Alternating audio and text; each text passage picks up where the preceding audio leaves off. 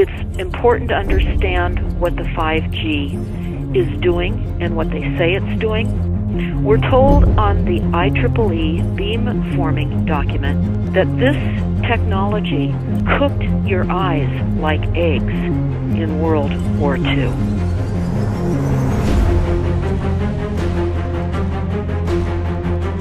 And you all need to understand these are military weapons.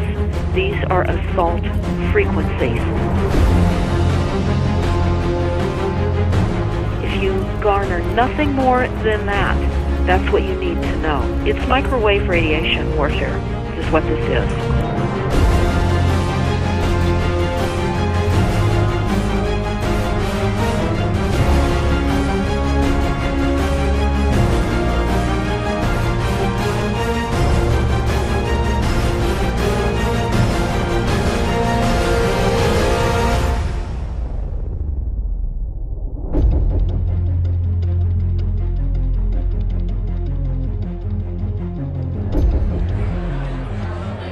Ladies and gentlemen, please join me in welcoming to the National Press Club Federal Communications Commission Chairman Tom Wheeler. It's an honor to be here at the National Press Club. The first generation wireless, 1G, was voice. The second generation, 2G, allowed both talk and text. The third generation, 3G, the internet, in a limited way. And today's technology, 4G, completed that digital migration. But if anyone tells you that they know the details of what 5G is going to become, run the other way. This video is brought to you by the number 5 and the letter G. And pretty soon, everything else will be too. I have to tell people 5G is a killer. I'm Mark Steele. Anybody who hasn't heard me, I'm a weapons systems head-up display expert, one of the leading experts in the world. I've actually broke cover in relation to this, and the reason I became an expert was because I invented them. What I'm going to say to you today, do not believe a single word I say. Not one. I want you to do your own research. You'll find it's absolutely terrifying. You got your body card? Aye. Oh, good lad. Right, because I can talk to that. This 5G roll-up is a weapon system. I've got a letter with central government because I know about weapon systems more than anything other. In Britain, in a place in the north of England called Gateshead, a scientist there called Mark Steele has been very publicly and actively warning people about the effects of LED streetlights, which he says in Gateshead are emitting now 5G. Right, what's the crack? Hey, lads. I'm just having a word with these Gateshead council workers about replacing these transmitters on these lights that are causing harm and assaulting the community. This is an existential threat to the economy, to the environment and humanity. If these transmitters are everywhere, then everyone's at risk, surely.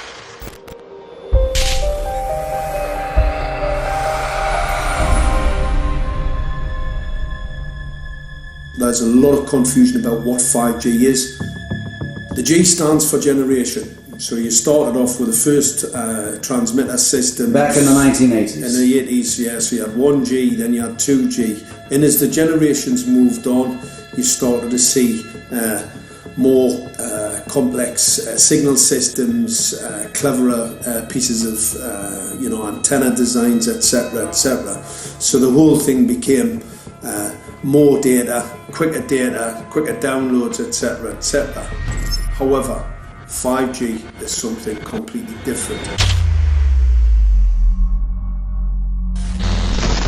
Alright, let's get a breakdown. Let's tell the people what this really is. This is the 5G transmission device. Blinking heck, that's a hell of a beast, that, isn't it?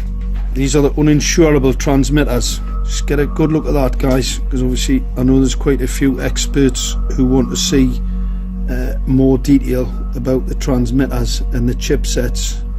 Just have a good look, boys. This is the control management system masquerade. There's an antenna there, you see that? What is this phased array antenna here? What's that? This is for phased array, alright? As you'll see, it's got a driver, it's got some chip there. It's one chip. Look at the chipsets on this. This is your dystopian world. What did Gateshead Council say? I'll tell you what, I think we better send some of these educated fools back to school, or just send them to prison, whichever's the easiest. I think prison's probably better. Alright, that's 5G, guys. That's 5G hardware. You must consider the whole part played by electricity in nature. Human beings cannot go on developing in the same way in an atmosphere permeated on all sides by electric currents and radiations. It has an influence on the whole development of man. This life of men in the midst of electricity, notably radiant electricity, will presently affect them in such a way that they will no longer be able to understand the news which they receive so rapidly. The effect is to damp down their intelligence. Such effects are already seen today. Even today, you can notice how people understand the things that come to them with far greater difficulty than they did a few decades ago. Rudolf Steiner, 1924. Rudolf Steiner noted that in 1924, since then our atmosphere has become far more permeated with electric waves of widely diverse types. There's no doubt now that electric waves, electromagnetic forces, cause direct biological effects. There's thousands of peer-reviewed papers on this subject. There's no doubt about it. But what are these effects? How are they affecting us? What can we do about it? We're now at a stage where we're putting in what's called 5G, which is a special type of broadcast for high-density information transfers.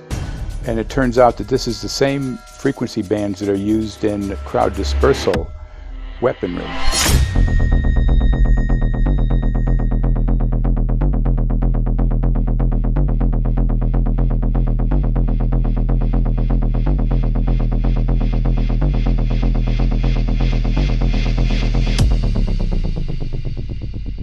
5G, first and foremost, is densification. So it's significantly more transmitters in close proximity to a human, and it is also a sophisticated, illegal, unlawful transmitter. What I mean by that is it is a high-gain dielectric lens antenna, and what that allows 5G transmitters to do is to 3D map its environment in your home. The 868 megahertz frequency is specific for battlefield interrogation systems, so sub-gigahertz. It allows the signal to travel through concrete brickwork with ease, and it can actually data gather. It is a target acquiring system. Phased array is basically radar off the battlefield.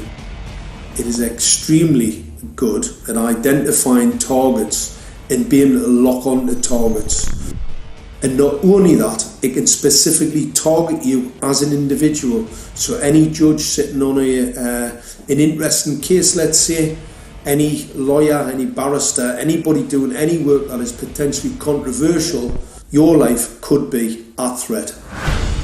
So the antenna design that you currently have on top of these LED streetlights, masquerading as a control management system, is basically battlefield interrogation equipment. The first phased array unit was actually called Mammoth, used by the Germans during the Second World War to identify Allied aircraft. Obviously things have moved on significantly since then.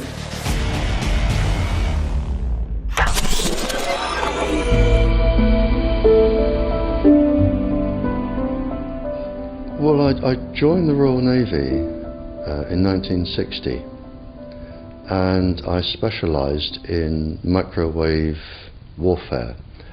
Radar, obviously, which uses microwave, but they don't just teach you radar, they teach you all about microwaves and other uses. So I understood about microwave warfare and how it can damage people, how it can harm people. Microwaves then were used as weapons, as they are today. It is a perfect stealth weapon, and when governments don't like a group of people, For instance, the ladies who protest at Greenham Common in England about the American missile base they camped, they were microwaved. We microwaved Catholics in Northern Ireland to make them sick. It goes on all over the world, and it's a weapon that you don't know you're being targeted, because the dose is very, very low, which is actually more dangerous than a high dose. It's very, very low, and it may take a year or two, but you can cause neurological damage and cancers with low-level microwaves, and you can make all your opponents sick. It's a perfect weapon for a government. Our impulses are being redirected. We are living in an artificially induced state of consciousness that resembles sleep. Their intention to rule rests with the annihilation of consciousness. We have been lulled into a trance. They have made us indifferent to ourselves, to others. We are focused only on our own gain. Please understand, they are safe as long as they are not discovered. Keep us asleep, keep us selfish, keep us sedated. Almost immediately, I had neighbours knocking on the door, talking about children bleeding from the nose. I had images posted on Facebook. And one neighbour in particular came to my door and mentioned the fact that since the LED street lighting had been installed, she was bleeding from the nose every single night. I thought it was unbelievable. However, I spoke to another neighbour who lived not far from the first lady who mentioned this, and she also confirmed that since the LED street lighting had been installed, she also had started to develop nosebleeds and had never had nosebleeds before in her life. That then put me on a journey to investigate. I measured microwave radiation levels from the transmitters on top of the LED streetlights.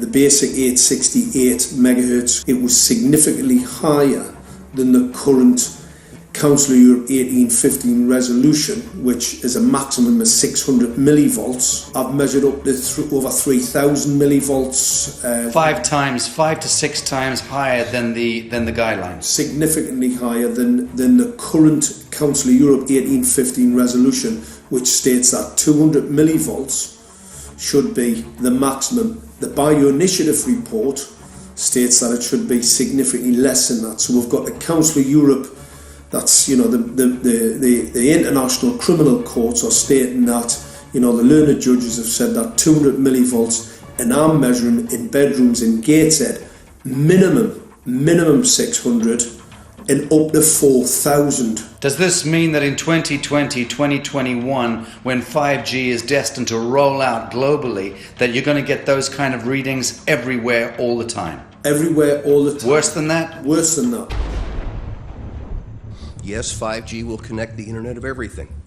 If something can be connected, it will be connected in a 5G world. Hundreds of billions of microchips connected in products from pill bottles to plant waterers, requiring massive deployment of small cells. We won't wait for the standards. Now, to make this work, the 5G build-out is going to be very infrastructure intensive. We must reject the notion that the 5G future will be the sole provenance of urban areas. The 5G revolution will touch all corners, and that's damn important.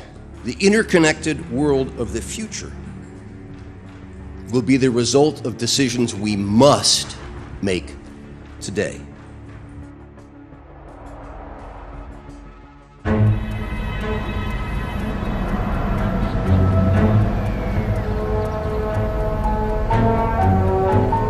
The main issue before us today is Senate Bill 637 and Senate Bill 894, the former by Senator Hugh and the latter by Senator Knopf.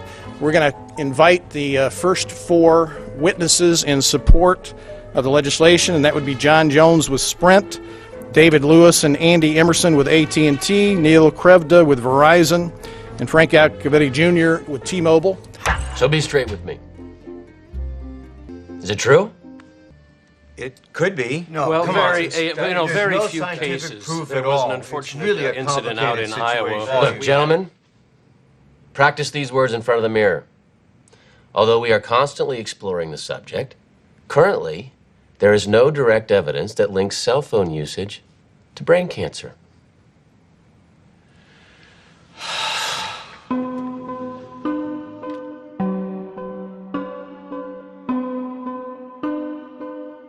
I'm Sharon Goldberg. I'm an internal medicine physician. I've practiced medicine for 21 years, and my background is mostly academic, internal medicine, hospital-based, clinical research, and medical education. I'm a certified Microsoft small business specialist. I worked on space station designing the cabling system for the airlock module, where I was responsible for EMI, EMC analysis, which is electromagnetic interference, electromagnetic compatibility. I am a professor in the Department of Epidemiology, Biostatistics, and Occupational Health, and I teach there both toxicology and health effects of electromagnetic radiation. My name is Daphne Tachover, and I'm the founder of an organization called We Are the Evidence. We are an organization that represents the many adults and unfortunately many children who have become very sick from wireless technology radiation. There seems to be a couple false Easter eggs being put out there right now. I want to make sure we dispel that right off the gate. The effects of wireless on health scientifically are very, very clear. So it's always pushed back to the definition of an acceptable level of radiation. And that's what this is, by the way. This is about radiation. Wireless radiation has biological effects, period. My name is Dr. Angie Kolbeck. I've been reviewing the studies showing the impacts of wireless radiation on our health, and there are now thousands of studies showing the following adverse health impacts to wireless radiation: cancer, oxidative damage, DNA damage, DNA failure. Things like memory, dizziness, anxiety, brain fog. Headaches, nosebleeds, cognitive problem, exhaustion. We have evidence of DNA damage, cardiomyopathy, which is the precursor of congestive heart failure. Short and long-term memory loss, decreased attention spans, lower reaction times, even involuntary contractions of muscles causing misalignments of spines and jaws. Breast cancer. We suddenly have breast cancer in women who have no DNA predisposition. Disrupted immune function and change in stress proteins, reproductive and fertility effects. There are dozens and dozens of studies that show beyond any doubt what this radiation is doing to our sperm. Now, if you take the cell phone out of your pocket, the sperm will recuperate within 3 to 4 months. What would not recuperate would be the damage to the DNA of the sperm. That is irreparable. The wife of the ex-governor of Indiana was diagnosed with glioblastoma. Same brain tumor Ted Kennedy had and John McCain had. Did you look at John McCain's car? This is a cell phone brain tumor. LeBron James, one of our sports people, had a salivary gland tumor. That is another cell phone tumor. You didn't hear about it because immediately after that was discovered, he was paid by Samsung to become their spokesperson. We are seeing increases in brain tumors.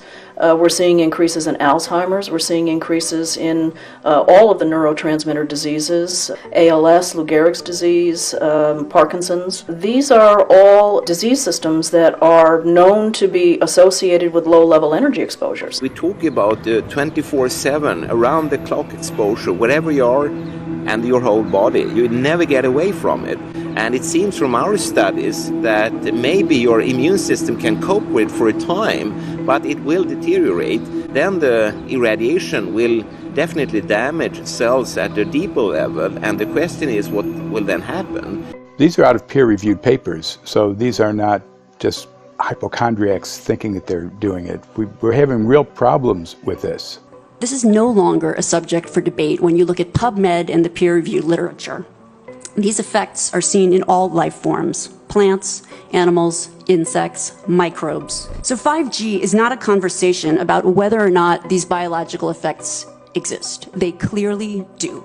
There is scientifically evidence that is so strong that you can be certain that the standards used by the SCC to manage health effects are wrong. We need to start measuring how much radiation are people being exposed to. before we roll out 5G, there are 4 kinds of electromagnetic fields that we know are harmful to human health. So radio frequency radiation, magnetic fields, dirty electricity, and electric fields, okay? Our exposure, any given person, and all humans are affected by EMFs. What is our exposure in a day? It's not one cell phone. It's cell phones, it's multiple wireless networks, it's smart meters, it's cell towers. It's this sandwich, and it all adds up. The data we're going to look at are all published science, testing results, or public standards. At the bottom end of the radiation scale of what's called power density, or signal strength, is the minimum level at which cell phones will work, which was found to be 0.2 billionths of a microwatt per centimeter squared. Pine needles were found to age prematurely at 0.000027. At short-term exposures of 0.05, children aged 8 to 17 experienced headache, irritation, concentration difficulties, and behavioral problems. 0.1 is the biobiology or building biology guideline for extreme concern. 1.0 produced sperm DNA fragmentation and a decrease in sperm viability in vitro. Also at 1.0, the science shows the following bodily effects can occur: headaches, dizziness, fatigue, insomnia, chest pain, difficulty breathing, and indigestion. 2.5 saw altered calcium metabolism in heart muscle cells. 4.0, changes in the hippocampus affecting brain memory and learning. And at 6.0, DNA damage in cells. So, where are smart meters on this list?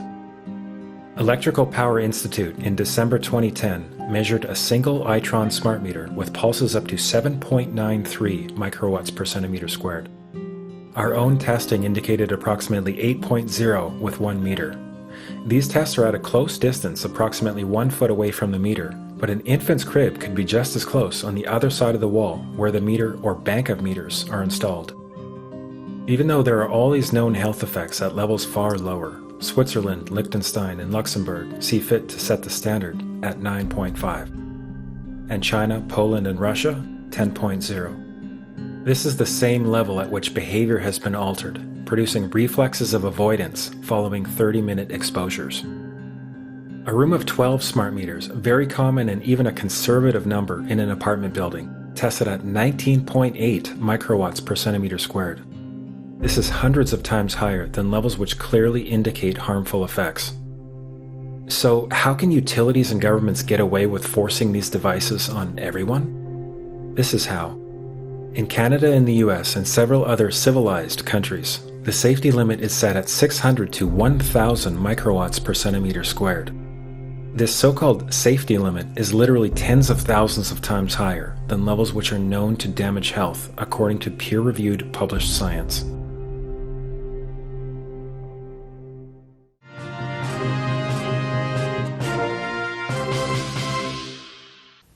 Faster, better, more reliable internet.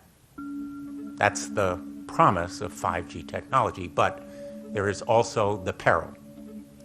Health hazards associated with radio frequency that is higher also and requires more transmitters and antennas. And the stark, simple fact is the health hazards are unknown and unstudied. And that is a sign of neglect and disregard on the part of the Federal Communications Commission that seems unacceptable. There have been no answers so far. The FCC basically has said everything's fine, but in order to reach a conclusion about the health and safety of this new technology, we need facts. Mr. Chairman, thank you for having this hearing. 5G, as you well know, also uses higher frequency waves that don't travel as far and will rely on a network of hundreds of thousands, potentially millions of small cell sites. And the question then is, are there any health implications, any public safety implications to those additional sites that are likely to be located close to homes, schools, workplaces, and closer to the ground, correct? Correct, Senator. Yes. So my question for you, particularly Mr. Gillen and Mr. Berry, how much money has the industry committed to supporting additional independent research? I stress independent research. Is that independent research ongoing? Has any been completed? Where can consumers look for it? And we're talking about research on the biological effects of this new technology. Thank you, Senator. I think, thank you for your focus on the issue. Safety is paramount, and as you alluded to, we rely on the expert agencies, we rely on the findings of the FDA and others as to the requirements to keep all of us safe. There are no industry-backed studies, to my knowledge right now. Happy to visit with you as to what opportunities you think there needs to be more studies, and we're always for more science. We also rely on what the scientists tell us. So essentially, the answer to my question, how much money? Zero. I can certainly follow up with you, Senator. To my knowledge, there's no active studies being backed by industry today. Anybody else know of industry commitments to back research, fund it, support it, to ascertain scientifically the health effect? No, I'm not aware of any. So there really is no research ongoing. We're kind of flying blind here, so far as health and safety is concerned. Thank you, Mr. Chairman.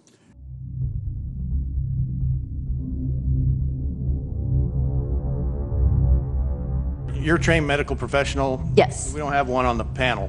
What are we to make with of the American Cancer Society, for example, telling us there's no evidence of harmful product? Many of these organizations have conflicts of interest. Very briefly, if you can, what do you mean by conflict of interest? One of the first things that you teach residents is that you always have to look at the funding. There's a tremendous amount of sponsored research by people who are hired to do studies to find no effect.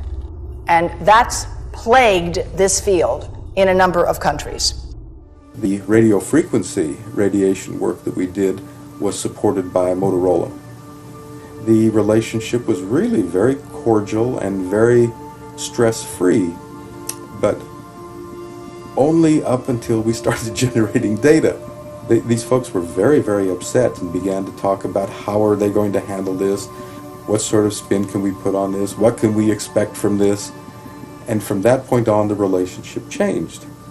What we saw was that Motorola began to exert more and more control over the work, telling us what to do, telling us how to write abstracts, what to say in the abstracts, what to say in the papers, how to do the work. No, don't do this. Yes, do it this way. This was unacceptable. I had completed our study of DNA damage, and I submitted the final report to Motorola. They simply weren't willing to accept my interpretation of my study, my evaluation of my study, my knowledge of science at that point, and tried to urge me not to publish the study. Did you hear about people coming to you as far as having complaints about illness? We were made aware of health complaints following installation of smart meters, and we wanted to verify this using our field work. So I measured the field of about 30 different people while they stood 1 foot in front of the smart meter, and in every single case, the human energy field was obliterated as they stood in front of the smart meter. So in our first slides, what we see is normal cells, and the structure of the cells is intact and sound. This is what we would expect from a normal sample. So after 2 minutes of exposure in front of the smart meter at about 1 foot away, we see a totally different story. Sample 1, you can see a lot of degradation in the cells. The cell walls have been broken, and you see changes in the cells which are called mycoplasma. It shows a mutation to the cell. In the second sample, we see a different type of degradation to the cell membranes. You can see a corrugation here. This is called bottle cap formation. and it's known that this occurs due to oxidation or exposure to free radicals. So this third subject, when we did her sample, she had to be pulled away from the meter after 45 seconds because she complained about an increasingly severe headache. And here you see a phenomenon called rouleau, where the red blood cells are stacking up, which makes it very difficult for the blood to deliver oxygen to the tissues as they would be their normal function. Every single one of these is a degradation. Every single one of these shows a trauma to the blood cells, and that came from something, and the only variable was the smart meter. The good news in all this is the patient and the blood can return to normal once they have been removed from the influences of these stressors.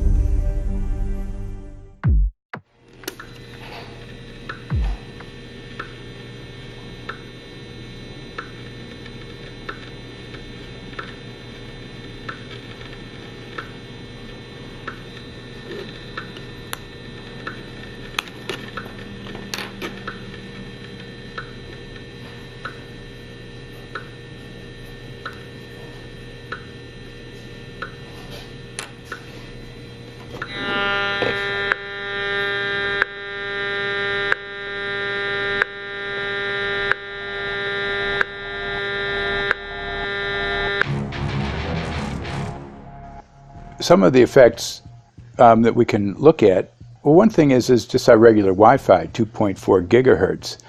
That's in the same range as microwave ovens, which are also called radar ranges, because that is radar. 2.4 gigahertz is interesting. It's not the peak absorption rate in water for microwave frequencies, but it's at a point where it allows full penetration, because if it came in at the peak, it would prevent the insides from getting warm. So that's with basic Wi-Fi. Now when we look at 5G, 60 gigahertz, this is what they call active dispersal sort of weaponry, just to keep people back. It burns the skin. It doesn't penetrate, but 60 gigahertz is the frequency of oxygen molecule absorption. Since they have electrons that they share with each other, what we breathe is actually O2, pair of oxygen. So being bombarded with 60 gigahertz could very well impair our oxygen absorption rate in our body, and thereby the whole basis of our living system. Martin Pall says, putting tens of millions of 5G antennas without a single biological test of safety has to be about the stupidest idea anyone has had in the history of the world.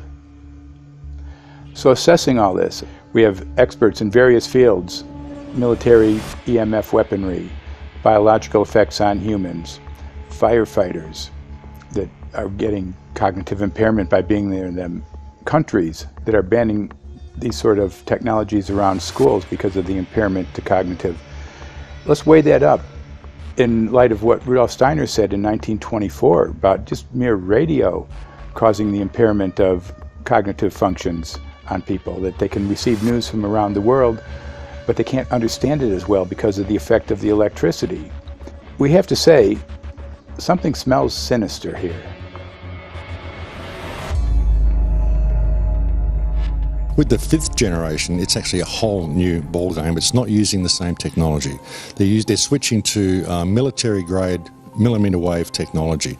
And when you look at this technology, I mean, if you go and look at DARPA reports, come and look at some of the patents that the United States military has put out on what they can do with psychological weapons, all sorts of things, crowd control, active denial, anything you can think of, this is what they can do with 5G. So any type of military application you can think of which has an electromagnetic base, they can do with 5G. And they're putting this out blanket across the population. Ladies and gentlemen, the President of the United States. Good evening, my fellow Americans. In the councils of government, we must guard against the acquisition of unwarranted influence, whether sought or unsought, by the military-industrial complex. The potential for the disastrous rise of misplaced power exists and will persist. We must never let the weight of this combination endanger our liberties or democratic processes.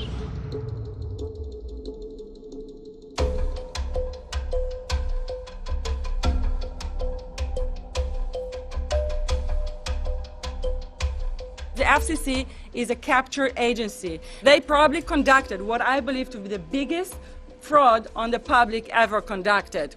The FCC has been described by Harvard University's Center for Ethics writer Norman Alster as the most captured agency in D.C., acting more as an industry cheerleader than a regulator.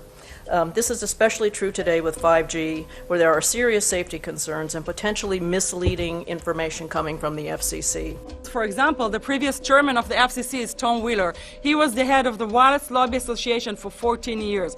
Now remember, Obama told us there would be no lobbyists in his administration, so he took the biggest lobby and put him as a head of the FCC. And that's damn important.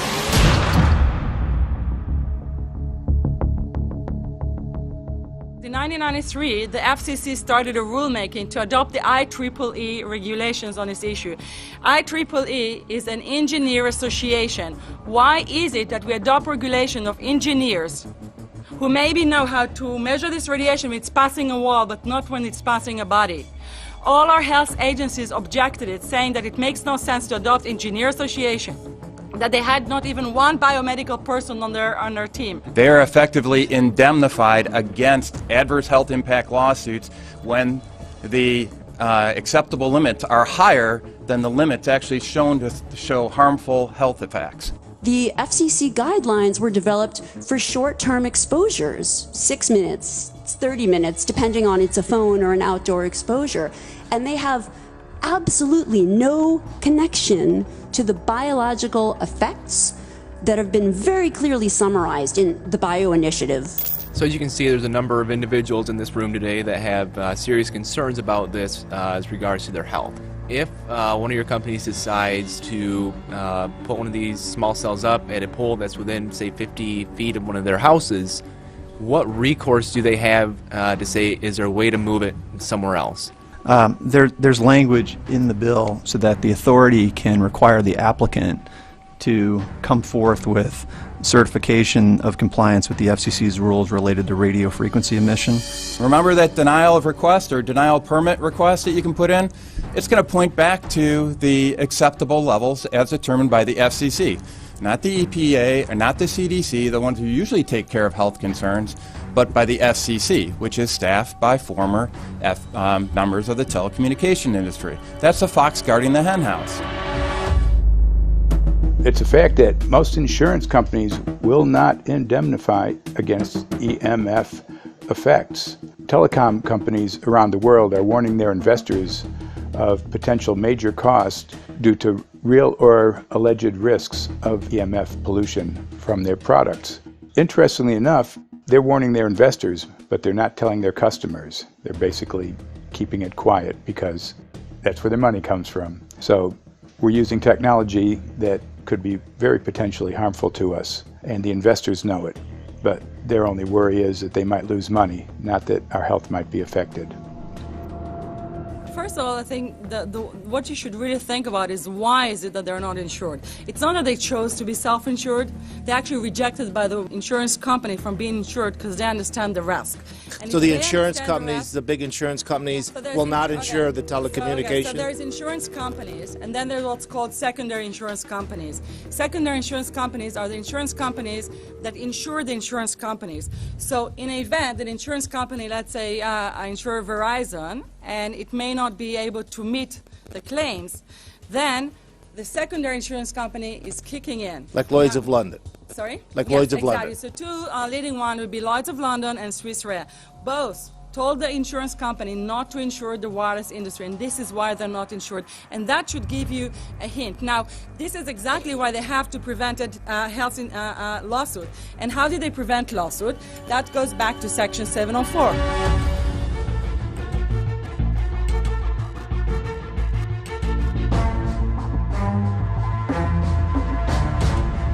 Section 704 was passed in 1996. This is how our rights in regards to health were taken away by the wireless industry. What this legislation did, it gave the power to regulate the health effects of wireless technology to the FCC. FCC is a spectrum auctioning agency. It's not a health agency. They don't even have one biomedical person on their team. And then the other thing that Section 704 did, It actually took the power from the states to regulate location of cell towers based on health. And what does it mean? It means that if they want to put a cell tower in front of your home, you cannot go to your city council and say, hey, stop, I don't want it. I just heard in a lecture that there are 10,000 studies proving that it's harmful. I don't want it. My child is sick. They will tell you, stop. You're not allowed to mention this in the city council because Section 704 says that if you will, and if the application will be rejected, the city will be sued, can be sued by the wireless industry.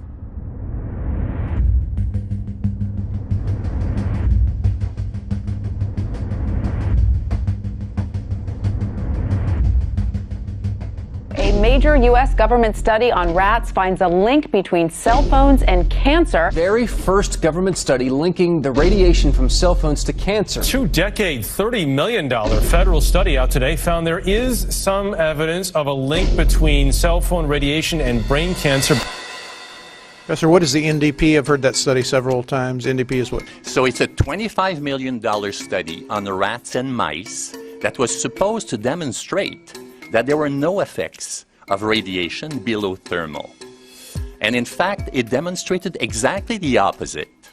And it follows on the heels of two major studies on animals that said exactly the same thing. And that study was designed perfectly to make sure that it cannot be challenged, that there will not be any doubt. That's why it took them 14 years. That's how they prevented discussion of health. And why do they want to prevent discussion of health if there's no problem with health? Simply put, FCC is completely unprepared, unable, and possibly unwilling to oversee 5G for safety, even as it barrels toward us. They are falling back on tired definitions and panaceas long since disproven by science.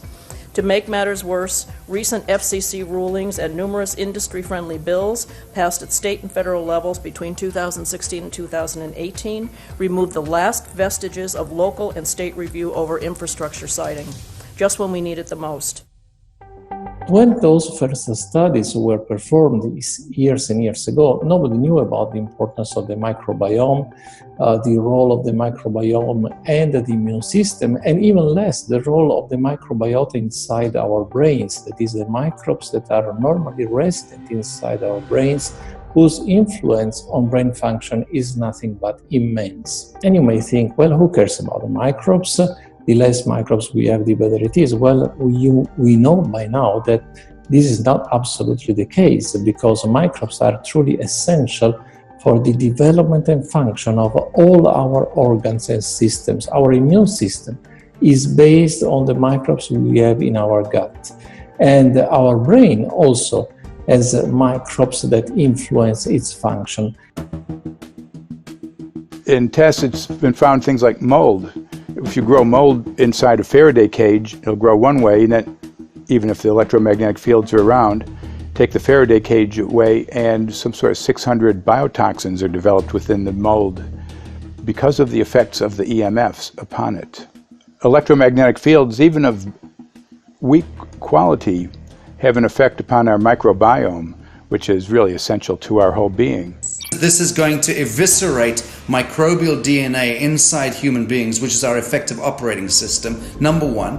So it may not impact human DNA in laboratory experiments right now, and they're saying it doesn't impact human DNA. But given that human DNA is less than 1% of the cellular DNA in the human body, the rest of the cellular DNA is microbial, and we know that this will eviscerate microbial DNA. So we're talking about a takedown of the operating system of human beings. Exactly. I couldn't have put it better myself.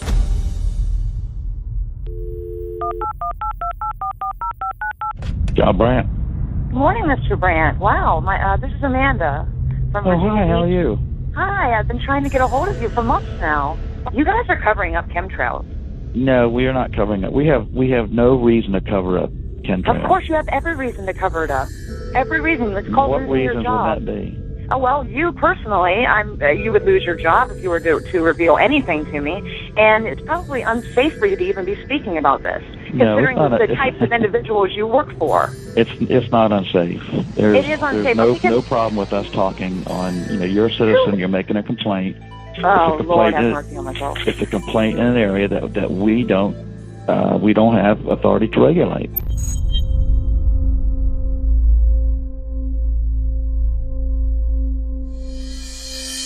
So the connection between chemtrails and 5G. It's all interconnected. The metallized particulates, that would allow the 5G phased array, so basically the radar, that would allow it to be able to identify you, so it can watch you, it can identify you in your own home 24 hours a day, 7 days a week. For the last X amount of years, we've been through chemtrailing, and that is now the cat is out of the box. We've had these nanoparticulates raining down on humanity for years now, impregnating our bodies, by best account staying inside our bodies. Those nanoparticulates, what you're saying, are building up a kind of a phosphorescence glow capability so that we can be flagged up in our homes, behind concrete and steel, inside bunkers, in the basement, doesn't matter where you are. The 5G will be able to now triangulate, map and read you, because you as a living being are impregnated with these nanoparticulates, which are acting as a kind of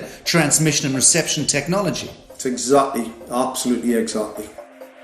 You have to consider that DNA also works as a fractal antenna, which is able to send and receive and also to process signals under the form of radio frequencies. Well, then there is no doubt that artificial radio frequencies, such as those of cell towers, and in particular these new types of towers that have a much higher density of signals, they may somehow interfere with the ability of DNA to retain and transmit biological signals. So this is one level of danger that very few biologists are aware of. How much effort was put forward to address this, what most of these people are, or many of these people are here for, which are the health concerns? Was there any dialogue back and forth? Was there any working, was there many studies evaluated to look at regarding this area?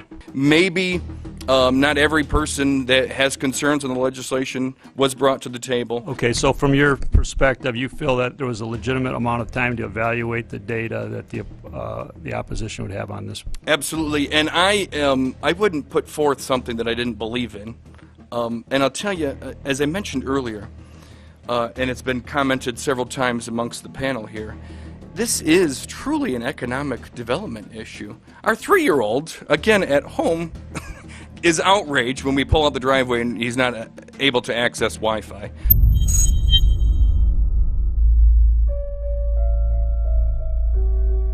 I think anyone who puts Wi-Fi into a school should be locked up for the rest of their life. I really do. I think they're not fit to walk on the surface of this planet because they haven't looked at the research, and whatever incentive they have, it is not worth the genetic problems that parents are going to face with their children when they're born. France has banned Wi-Fi in nursery schools and put warnings out for regular schools because they're finding there's impaired learning capacity in children when they're around Wi-Fi. And they have to put up warning signs where they put Wi-Fi transmitters. When I got sick and I learned that they're putting Wi-Fi in the schools in Israel, I was very sick at the time, but I could not tolerate the thought that children in the schools will become as sick as I have. And after a few months of correspondence, I submitted a Supreme Court case in Israel to ban the use of Wi-Fi in the schools and replace them with wired network. The 4 top diseases that kill our children, our young adults right now, are brain tumors, thyroid cancer, testis cancer, rectal cancer, everywhere we put our cell phones. And a lot of our children are sick and they're being misdiagnosed and mistreated because the wireless industry has put billions and billions of dollars in the past 30 years to mislead the public as to the health effects and keep the public uninformed. We are performing an experiment on children. We are exposing children to microwave radiation for 6 hours during every school day. We have had absolutely no studies looking at the long-term effects of this radiation on young people or even on adults. A considerable amount of research shows that developing brains and bodies of children are much more affected than adults. And there are clear indications of a link between increased electromagnetic fields and autism spectrum disorders. We took 10 autistic children and went back to the sleeping location where the mother was when she was pregnant with that child and compared it with the sleeping location of a mother that gave birth to healthy children. We had 10 mothers in that group, 10 mothers in this group, and in the group of the autistic children we found that the measurements that we got for the microwave exposure was elevated compared to the group of children that were normal. The fetus is affected. The exposure to man-made electromagnetic fields has become the first factor that could be isolated ever in autism that could predict autism. The fifth generation of wireless technology, or 5G as it's being rolled out worldwide without safety testing. Let me say that again, without safety testing. And how we've got scientists and doctors and environmental organizers saying, stop this. Because in terms of the effects of wireless radiation, the science is in. Wireless radiation can lead to cancerous heart tumors, brain tumors, DNA damage. Wireless radiation is linked to infertility, to autism, Alzheimer's, and more. And guess what? All the effects that I just listed, those are some of the effects that are known according to the technology that's being seen today. First of all, you have to know that we know that the other EMFs that we're exposed to are already known to be health risks. And basically that 5G, because of the frequency that's going to be used and because of the extraordinarily high pulsation levels that will be used, is a much bigger threat to our health than the things that we already have, which are very substantial threats to our health. We're not just talking about the intensity. We're talking about the frequency and the very high level of pulsations. There's a huge literature which shows that pulsed EMFs that pulse up and down very rapidly, are in most cases much more biologically active than our non-pulsed EMFs. Every single wireless communication device communicates via pulsations, but the industry completely ignores this issue. The problem with 5G is that they're planning to put out tens of millions of these antennae all over the place without doing one single biological safety test. Are you implying possibly that we, the consumers, are the guinea pigs since they haven't really done tests to see the effects in a smaller setting? I mean, that's not an implication, it's a statement. We are, yes. Cancer is not the main concern that I have. I'm really concerned about sperm count and about effects on pregnancy. How many of you know that 1 in 6 American couples is unable to have a child when they want to?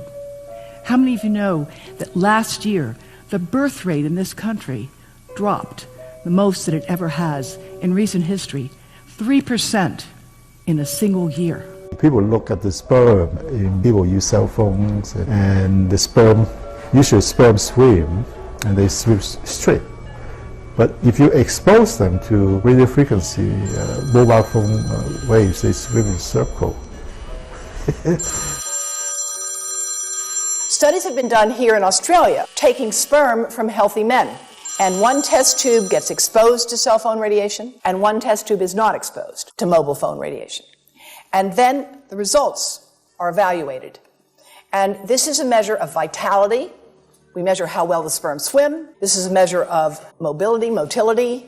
This is a measure of mitochondrial DNA damage. They have 3 times as much damage on their DNA if they have been exposed to mobile phone radiation.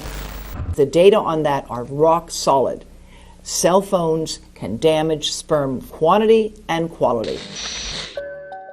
Your embryo, your uterus in the fetus, where your child is developing for the first 100 days, in the ovaries, the eggs do not have that protection.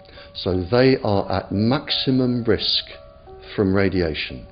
And for the first month or so, you wouldn't even know you were pregnant. You wouldn't even be taking precautions. That is the main danger area. So you give birth to a daughter,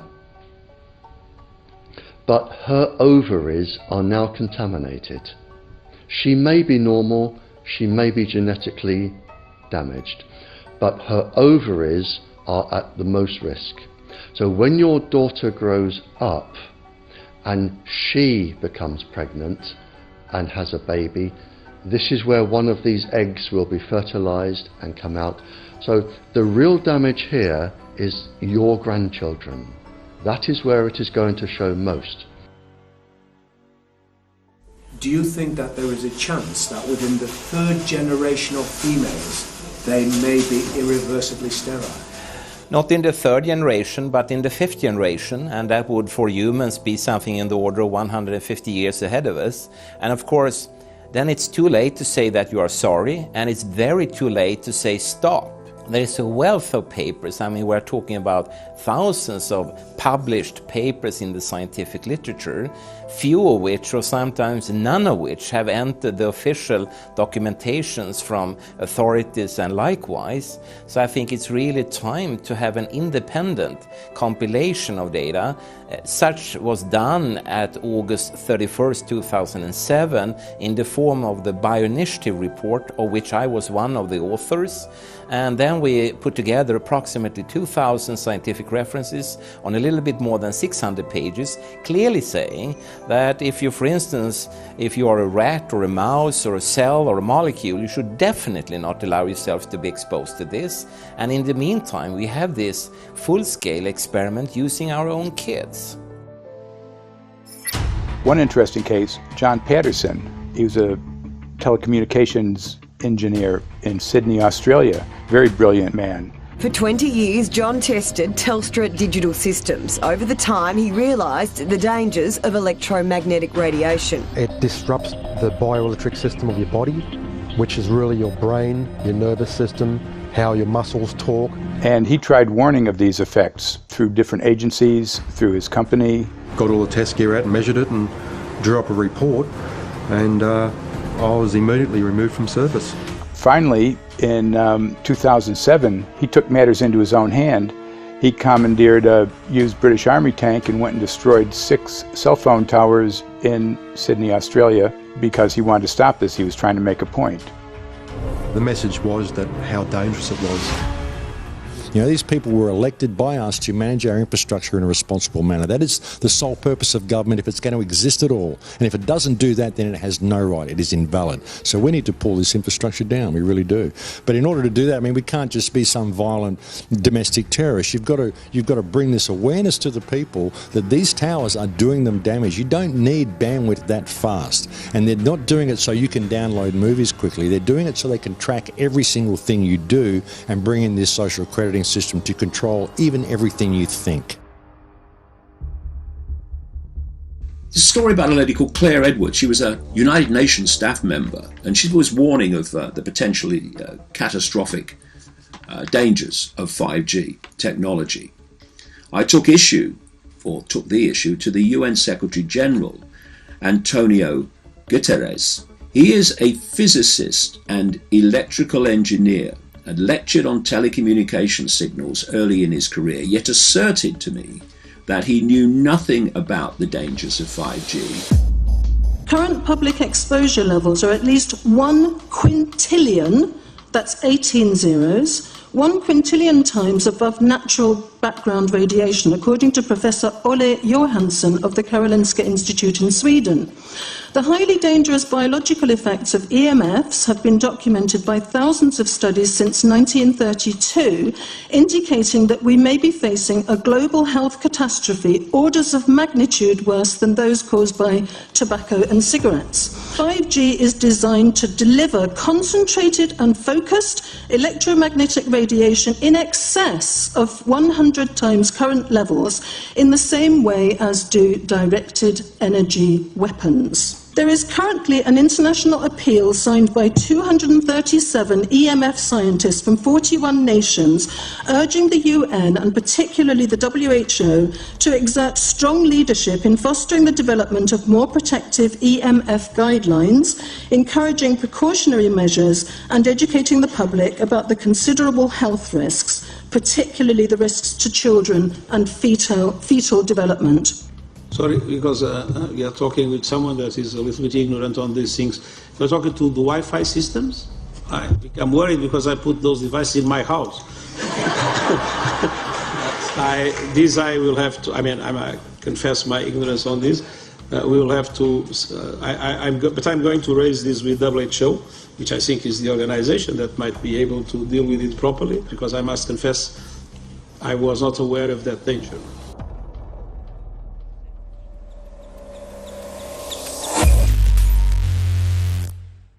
In 1996, when the Telecommunications Act was passed, in it was a provision essentially that kept local officials from addressing health issue concerns when approving or not approving a cell tower. So that's correct. But then something new is happening. We've talked a lot about it on the Solari report, thanks to Jason Bowden-Smith and his website EMF Warriors. But this is new. This is very, very new. So you're basically, sending out an appeal on something that in one sense hasn't happened yet. This is not just an incremental change. This is a big step up. It's a sea change. An onslaught's not an improper word. It's a bombardment. So instead of a cell tower 1 mile or 2 miles from you and you still have cell phone service, we're going to have antennas every block, and some poor soul is going to have one mounted to a utility pole maybe less than 20 meters from their home. So this kind of, invasive bombardment with this many antennas, just in 1 square mile, if you do the math, 1 per block and 16 blocks per mile, that's about 250 antennas per square mile. The millimeter wave is untested. Former FCC Chairman Tom Wheeler openly said that they don't plan to test. We won't wait for the standards. And then our appeal also addresses the fact that there's a plan to roll out 5G through satellites in low Earth orbit. So 20,000 satellites, which will cover every square foot of the planet with a 5G signal. 6, 5, 4, 3, 2, 1. Night after night, politicians and other leaders were telling Americans that Sputnik revealed that we were at great risk. Not just our pride, but our security is at stake. Russia wins dominance of this completely new area? Well, I think the consequences are fairly plain. Probable Soviet world domination. We choose to go to the moon in this decade and do the other things, not because they are easy, but because they are hard. Because that challenge is one that we're willing to accept, one we are unwilling to postpone, and one we intend to win. Welcome, everybody, to the White House. This is White House 5G Summit. My name is Justin Clark. I'm the Director of Public Liaison, and we are thrilled to have you here today. Really happy to be joined by a lot of leaders in industry, members of Congress and the Senate, White House leaders on this, and people from the FCC. Before we start, one, we are government, so don't assume we know anything, okay? I do agree, I don't know anything. I have become accustomed to giving speeches in my new position on subjects about which I frankly know very little, and we need more cell towers and connections in Connecticut, my home state. It's ridiculous. The U.S. is in the lead thanks to our private sector as well as the work of the FCC and this administration overall. But China and South Korea and many other countries are eager to claim this mantle. We have every intention to deploy 5G first and reap the benefits of faster and more robust wireless. Yes, I hope we beat China, of course. And get to gigabit speeds and low latency, and the race has begun. Let there be no mistake.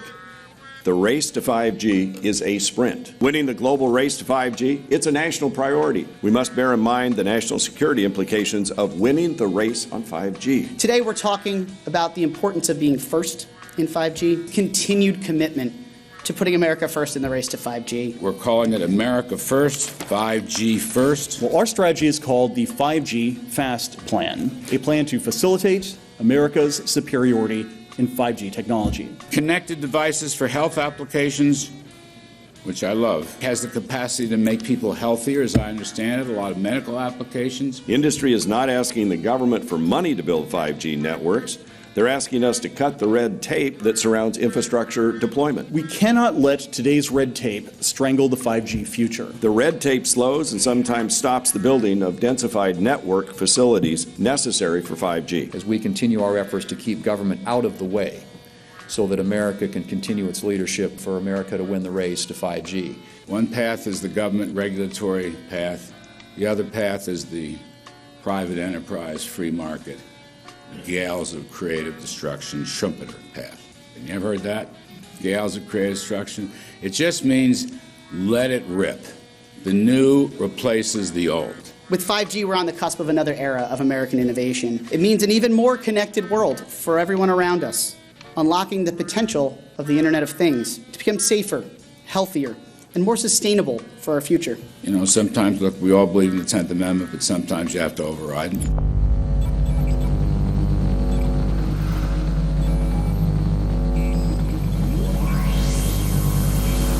By the way, the 1996 bill permits that kind of override. We're not here to be completely heavy-handed, but sometimes you got to do what you got to do. And some of these states or cities that don't want to cooperate want to shake us down. We can't allow obstacles and barriers to stop this movement. That's all.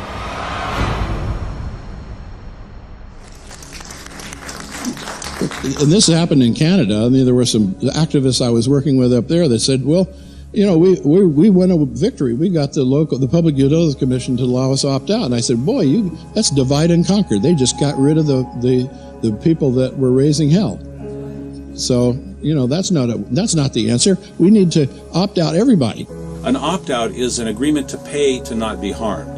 An opt-out is volunteering into extortion.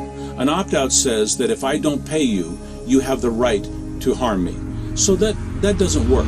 This is a mandate. This is being pushed down your throat by a company that is not responsive, by a government that is not responsible, and it's being done in a collusion that's designed to undermine the individual rights of individual people in communities across the country and around the world.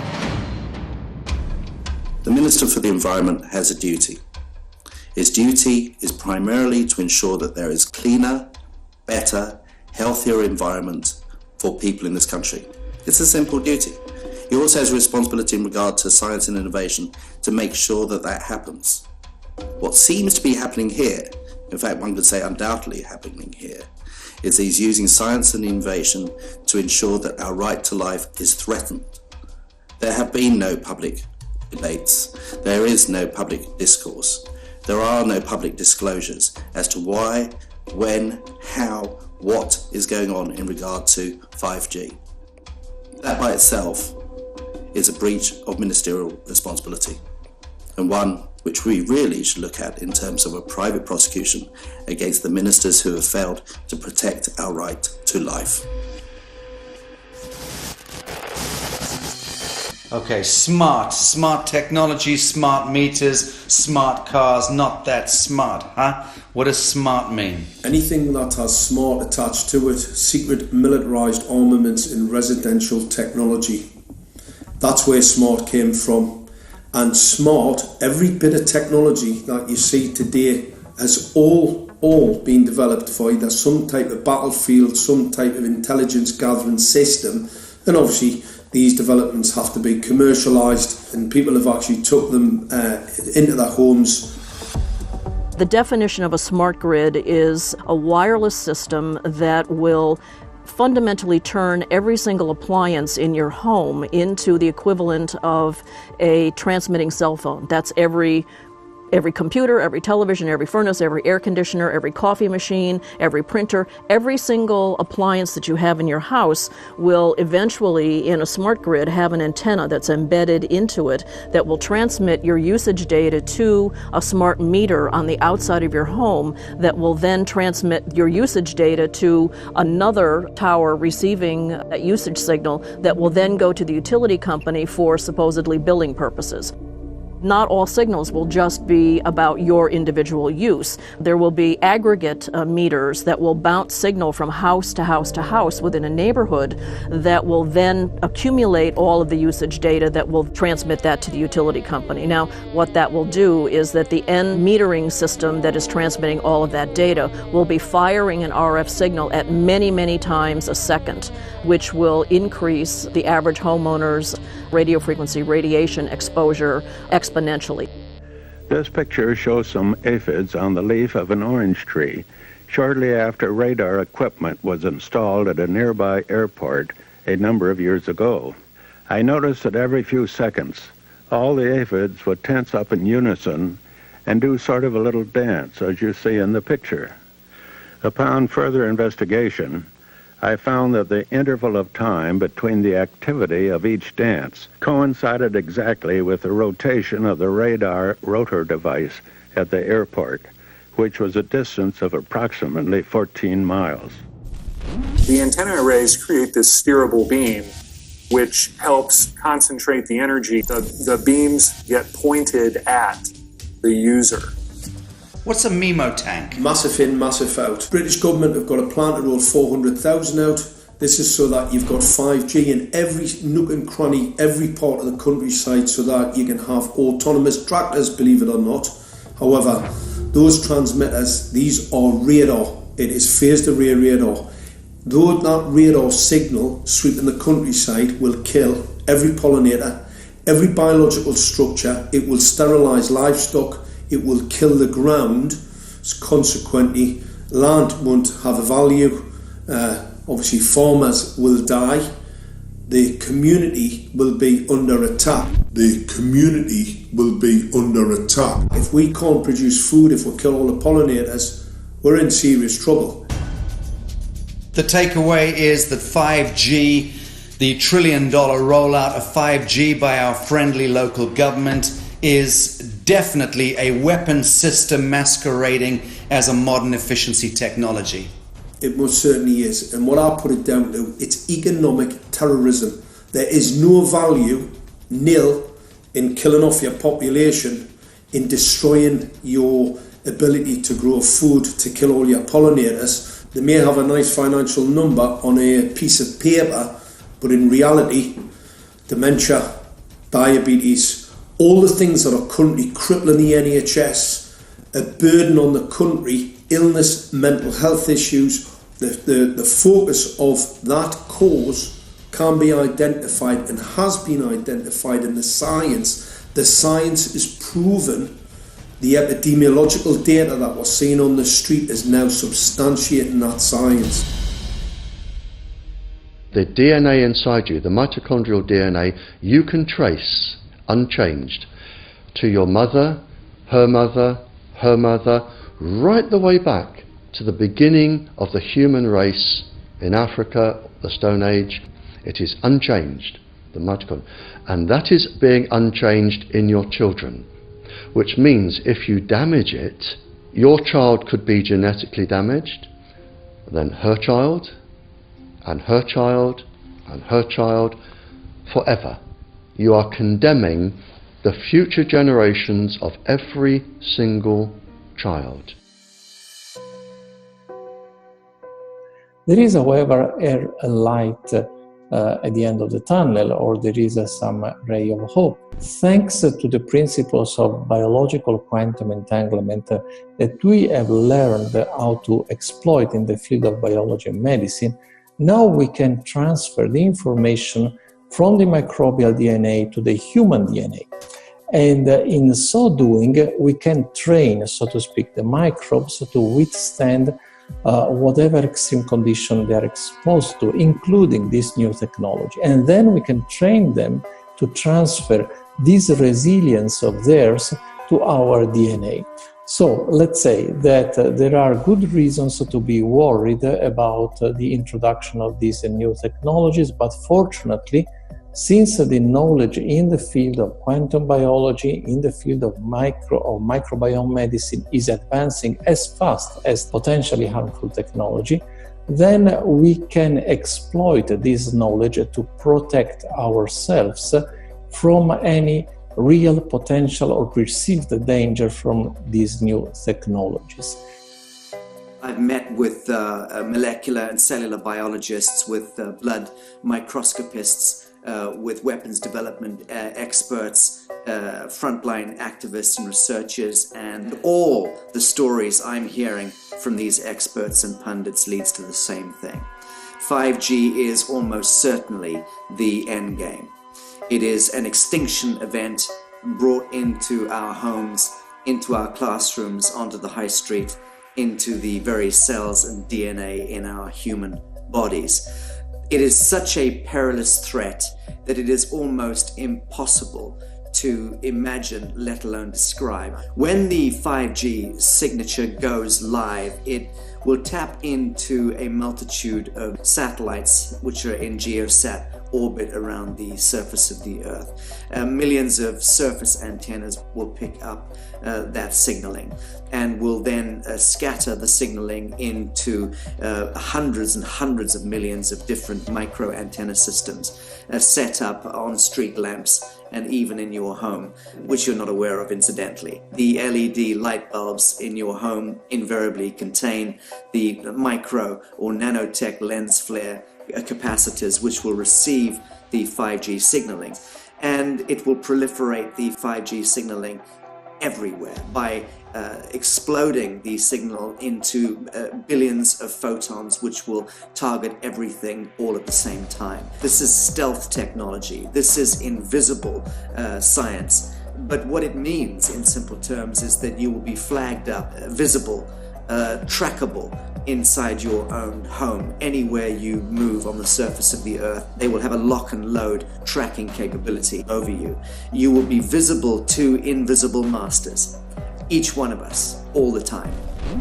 Today, our governments and the corporate sector have managed somehow to infiltrate the mainframe of our civilization and are pushing through a $20 trillion infrastructural rollout without any, and I mean without any, health science running behind it. There have been no tests. Your government and your health authorities are either in collusion on this matter of genocide and ecocide, or they're just damn stupid, and I would suggest it is the latter. Shame on the technologists and the electricians who are furthering this technology in our homes, in our offices, in our streets. Shame on the legislators and the parliamentarians and the troglodytes and bureaucrats that proliferate our society today. Shame on that echelon for putting their signatures to contracts which allow the fast tracking of this technology into our homes and onto our high streets. Shame on the parliamentarians and international leadership whose wetting signatures and seals of office are sanctioning and permissioning the rollout of something which is arguably the greatest threat to humankind. Shame on each one of us who now fail to get up out of our homes, walk out of our front doors, and challenge every so-called authority who dares to violate our bodies, our homes, and our future generations.